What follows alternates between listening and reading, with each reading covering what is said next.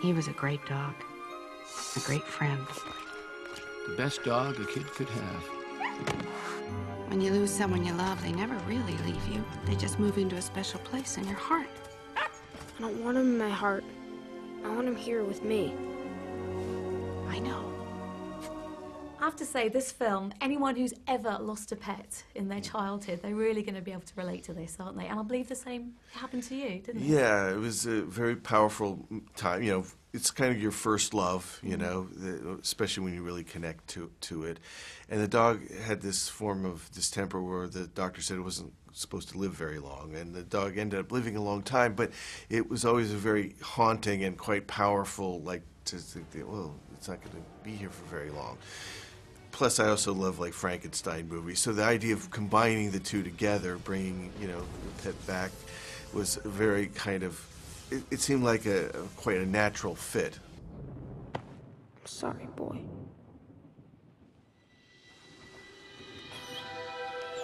Sparky! I can't believe it! I mean, it deals with quite serious issues, you know, bringing animals dying, bringing them back to life. But it's not too scary for kids at all, is it? Not at all. I mean, I grew up watching monster movies, so for me, it was nothing. And also for me, this was a very sort of positive, kind of simple way of exploring those themes. You know, because, you know, it's as it was for me. It was my first sort of, you know, introduction to that subject. So the idea of exploring it in a positive way it just seemed like a good idea for me. I know. Know what? Your dog is alive! You can't tell anyone. Promise? Promise. Now, this is kind of going back to your roots as well. It's stop motion, black and white as well, which is brilliant, and 3D. I think it's the first time we've done 3D stop motion. Yeah. It's such a painstaking process, isn't it? 24 frames per second of film. Yeah, no, I mean, they got to move. I mean, that's the thing.